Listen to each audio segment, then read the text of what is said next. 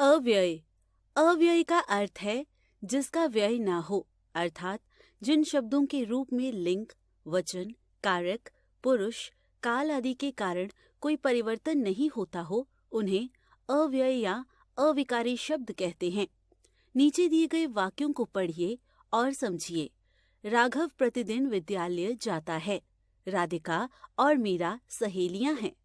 माँ केशव के लिए कपड़े लाई। अव्यय के भेद। अव्यय 4 प्रकार के होते हैं: क्रिया विशेषण, संबंध बोधक, समुच्चय बोधक, विस्मयादि बोधक। क्रिया विशेषण। कुछ शब्द क्रिया शब्दों की विशेषता बताते हैं, जैसे मेरी किताब कहाँ खो गई। राहुल अपना काम जल्दी करता है, वह सच बोलता है। यहाँ कहाँ, जल्दी तथा सच शब्द क्रमशः खो गई, करता है तथा बोलता है क्रिया की विशेषता बता रहे हैं। ये क्रिया विशेषण शब्द हैं। जो शब्द क्रिया की विशेषता बताते हैं क्रिया विशेषण कहलाते हैं। क्रिया विशेषण के भेद। क्रिया विशेषण के 4 भेद होते हैं। कालवाचक क्रिया विशेषण।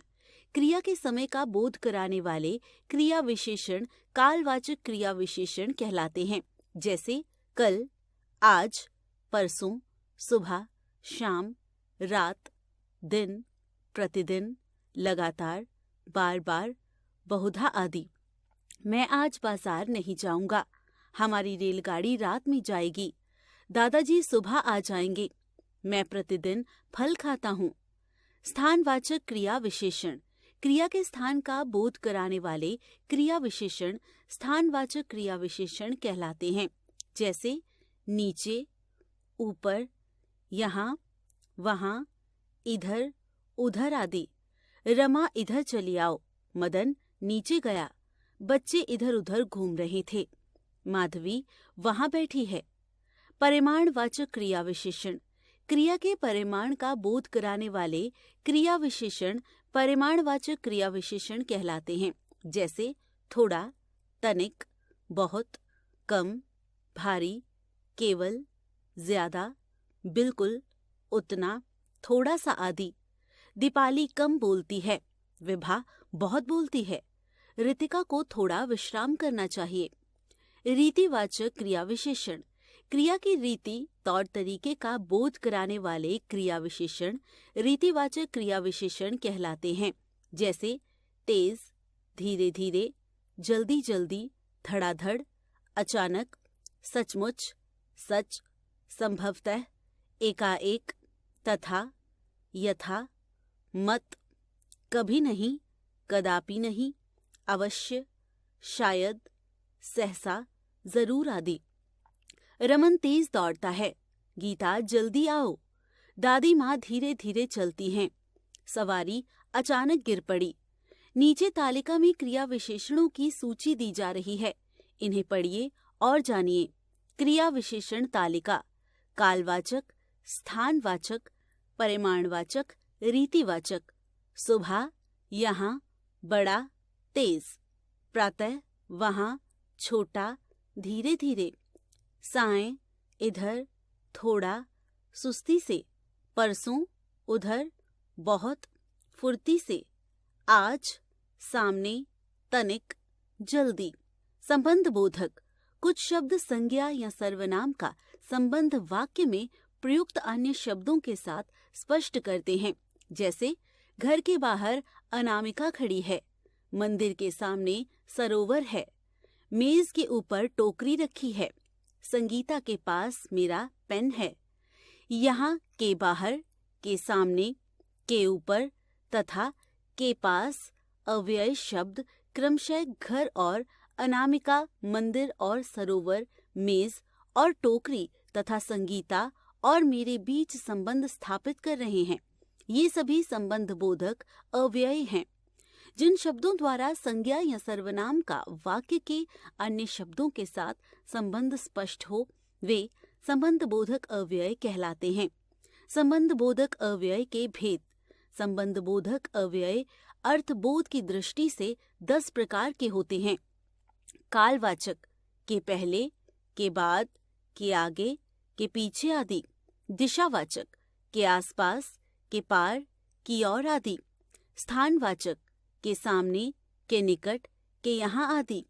कारणवाचक के कारण, के मारे आदि। समतावाचक के तुल्य, के समान, के योग्य, के जैसा आदि। हेतुवाचक के द्वारा, के सिवा, के अतिरिक्त, के कारण आदि। साधनवाचक के माध्यम, के हाथ, के द्वारा आदि। तुलनावाचक की अपेक्षा, की तुलना में, के जैसे आदि। विरोधवाचक के विपरीत, के विरुद्ध, के प्रतिकूल आदि। संगवाचक के समान, के संग, के सिवा आदि। संबंध बोधक एवं क्रिया विशेषण में अंतर। क्रिया विशेषण केवल क्रिया की विशेषता बताते हैं, जैसे माधुरी अच्छा नाचती है। संबंध बोधक क्रिया की विशेषता बताने के साथ साथ संज्ञा या सर्वनाम के साथ जुड़कर उनका परस्पर संबंध भी दर्शाता है। माधुरी प्रभा की अपेक्षा अच्छा नाचती है। समुच्चय बोधक कुछ शब्द दो शब्दों, वाक्यांशों तथा वाक्यों को जोड़ने का कार्य करते हैं, जैसे लेकिन, मगर, परंतु, किंतु, और, तथा, या, एवं, इसलिए, क्योंकि, ताकि, कि, यदि, तो, मानो, यद्यपि, तथापि आदि। प्रताप तेज भागा मगर गिर पड़ा। माता और पिता हमारे पूज्य हैं। राधिका यमोनिका गीत गाएगी। उसने पढ़ा नहीं इसलिए अनुत्तीर्ण हो गया। उपर्युक्त वाक्यों में प्रयुक्त मगर और इसलिए दो वाक्यांशों को जोड़ रहे हैं, जबकि और तथा या दो शब्दों को जोड़ रहे हैं। ये समुच्चय बोधक अव्यय हैं। जो शब्द दो शब्दों, वाक्यांशों अथवा वाक्यों को परस्पर जोड़ने का कार्य करते हैं, वे समुच्चय बोधक अव्यय कहलाते हैं।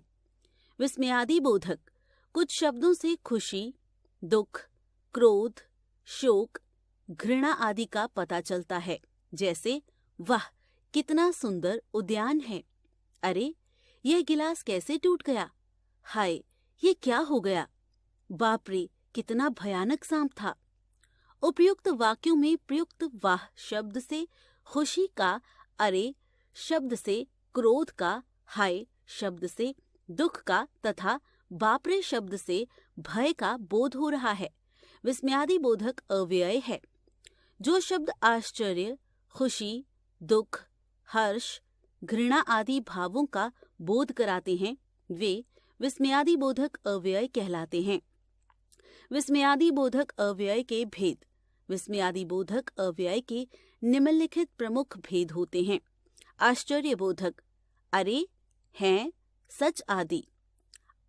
आशीर्वाद बोधक, जीते रहो, शाबाश, बने रहो, सुखी रहो। हर्ष बोधक, वाह, बहुत अच्छा, बहुत सुंदर, धन्य। शोक बोधक, आह, उफ, ओह। प्रशंसा बोधक, शाबाश, वाह, अति सुंदर। घृणा बोधक, थू थू, धिक, छी, धत। क्रोध बोधक, अरे, चुप, भाग, हट, चल। भय बोधक, हाय, बाप रे। इच्छा बोधक, काश, अच्छा होता। संबोधन बोधक, अरे, सुनते हो, अजी। चेतना बोधक, सावधान, बचो, हटो। अनुमोदन बोधक, ठीक, बढ़िया, अच्छा, हाँ आदि। आइए दोहराएं। जिन शब्दों में लिंग, वचन, कारक, पुरुष, काल आदि के कारण कोई परिवर्तन नहीं होता, वे अव्यय या अविकारी शब्द कहलाते हैं। अविकारी शब्द के चार भेद होते हैं: क्रिया विशेषण, संबंध बोधक, समुच्चय बोधक, विस्मयादि बोधक। क्रिया की विशेषता बताने वाले शब्द क्रिया विशेषण कहलाते हैं। क्रिया विशेषण के चार भेद होते हैं: कालवाचक, स्थानवाचक, परिमाणवाचक, रीतिवाचक। संज्ञा अथवा सर्वनाम का संबंध वाक्य के अन्य शब्दों के साथ स्पष्ट करने वाले शब्द संबंध बोधक अव्यय कहलाते हैं। दो शब्दों, दो वाक्यांशों अथवा दो वाक्यों को परस्पर जोड़ने वाले शब्द समुच्चय बोधक अव्यय कहलाते हैं। आश्चर्य, शोक, घृणा, हर्ष आदि के भाव का बोध कराने वाले शब्द विस्मयादि बोधक अव्यय कहलाते हैं।